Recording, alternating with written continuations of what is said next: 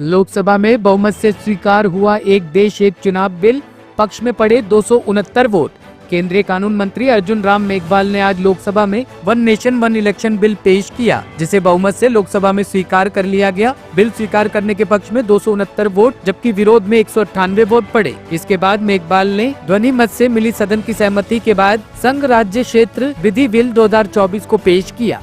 के लिए और देश के प्रगति के लिए ये वन नेशन वन इलेक्शन जो है, एक बार इलेक्शन हो गए तो 5 वर्ष तक, ये सिर्फ हम ये नहीं कह रहे जब भी लोकसभा होगा तब विधानसभा होगा, ऐसे नहीं कह रहे। All the election will be held, 5 वर्ष में एक बार इलेक्शन होगा। तो इसके लिए पहले भी ऐसा ही था। 1952 से पहले बहुत वर्षों तक, दशकों तक इलेक्शन ऐसा ही चलता था।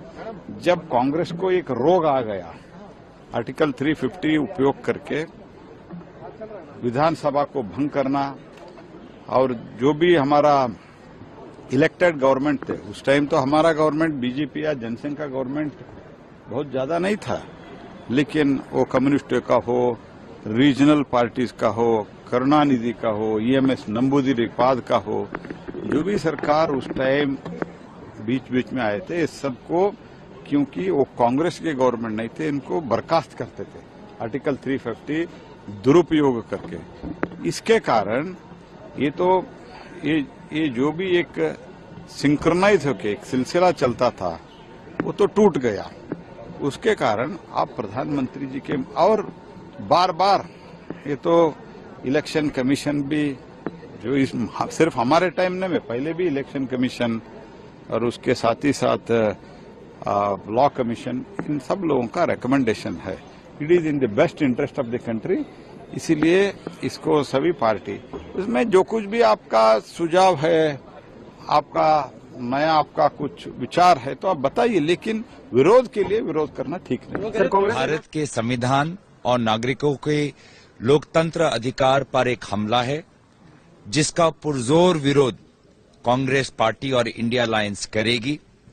ये बिल साफ साफ भाजपा का मंशा व्यक्त करता है कि वो किस प्रकार से भारत के चुनाव के जो निष्पक्षता है उसको छीनने की कोशिश कर रहे हैं।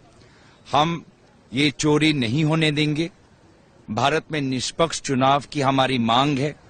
जिस समय हम चुनाव आयोग की निष्पक्षता पर, वोटर लिस्ट पर नए वोटर्स की, EVM मशीन की, वोटर टर्नआउट की, चुनाव आयोग के कमिश्नर्स की नियुक्ति पर महत्वपूर्ण सवाल उठा रहे हैं, उन सवालों से ध्यान भटकाने का ये एक प्रयत्न है।